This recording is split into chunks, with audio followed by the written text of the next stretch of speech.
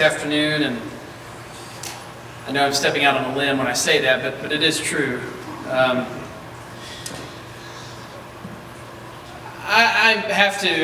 just want a short message for us this afternoon. A message of rebuke, but a message of encouragement as well. For myself included, there was a time when I was very politically involved and politically invested in our politics of our country.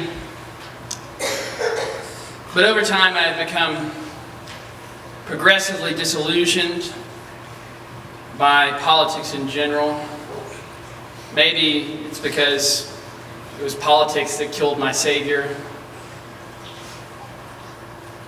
But I have become increasingly dissatisfied with both sides of the political spectrum and disenchanted with false promises of hope and restoration. And I have seen a tendency lately, not just this election, but in the previous two elections, to have a certain language about candidates that I think is wholly unbiblical, and it comes from both sides, both Republican and Democrat. And that is with the candidates that have been chosen over the past few years. And I know there's always been a tendency to do this, but it seems most especially in the past few elections, and to a greater extent in this election, there seems to be almost a messianic type of language that is used for the candidates on both sides of the political spectrum. As if these candidates in and of themselves can fix things and can make things back to what they need to be.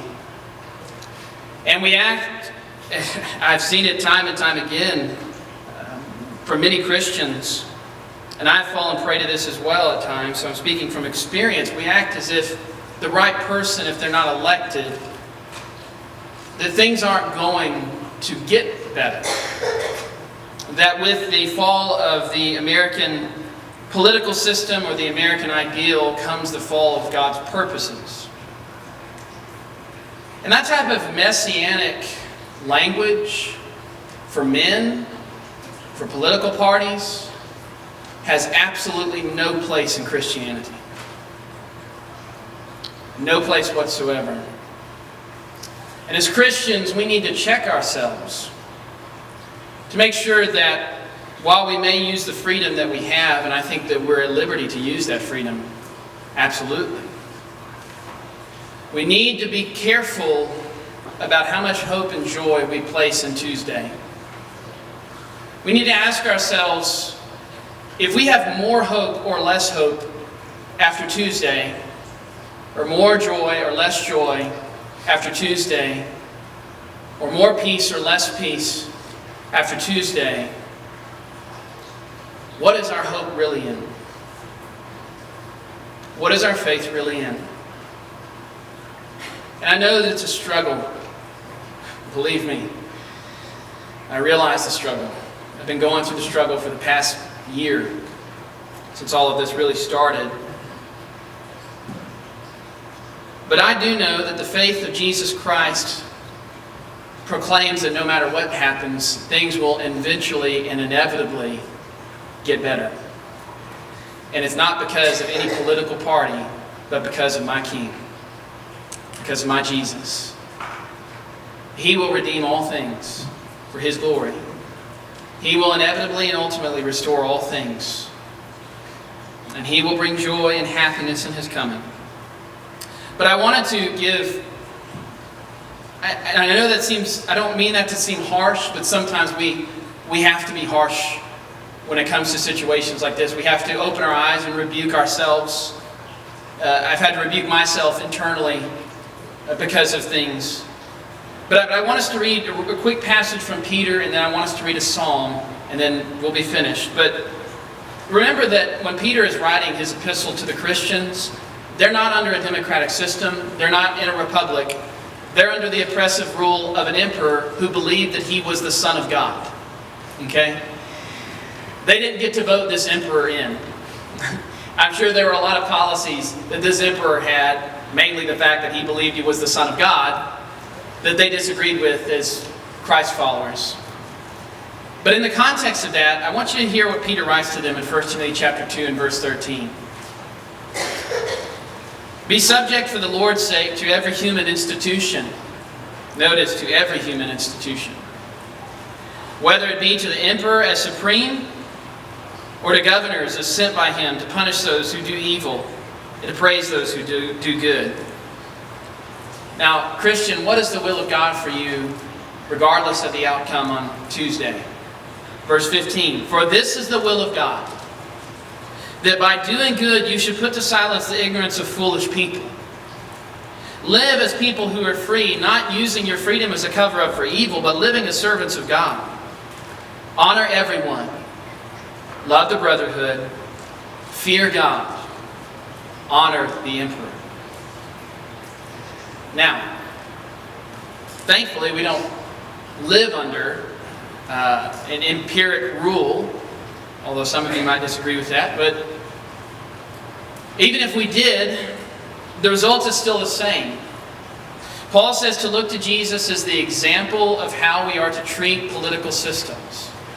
And he says regardless of who the political system is, he says as Christians you have a responsibility to submit to every human institution and to honor them. To honor them. That is the Christian's responsibility as a citizen. And sometimes we lose sight of that because we disagree with policies and we don't like the people in office.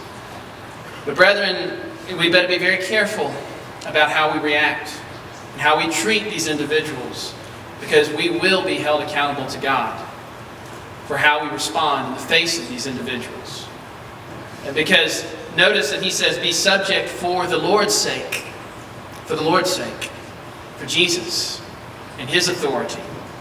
Now I want us to read Psalm 2, and then if you need to respond to the invitation, please do so at that time.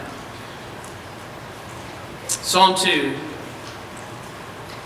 Why do the nations rage and the peoples plot in vain? The kings of the earth set themselves, and the rulers take counsel together against the Lord, against his anointed, saying, let us burst their bonds apart, cast away their cords from us. He who sits in the heavens laughs. The Lord holds them in derision. Then he will speak to them in his wrath and terrify them in his fury, saying, as for me, I have set my king on Zion, my holy hill. I will tell of the decree. The Lord said to me, you are my son. Today I have begotten you. Ask of me, and I will make the nations your heritage, and the ends of the earth your possession. You shall break them with a rod of iron, and dash them in pieces like a potter's vessel. Now therefore, O kings, be wise and be warned, O rulers of the earth. Serve the Lord with fear, and rejoice with trembling. Kiss the Son, lest he be angry, and you perish in the way. For his wrath is quickly kindled. Blessed are all who take refuge in him. This is a closing thought. As I mentioned, I've heard individuals not just of these political candidates, but throughout this political process of other candidates, speaking of some of these individuals as being anointed by God, which I think is highly blasphemous. God has already anointed his one. And his name is Jesus Christ.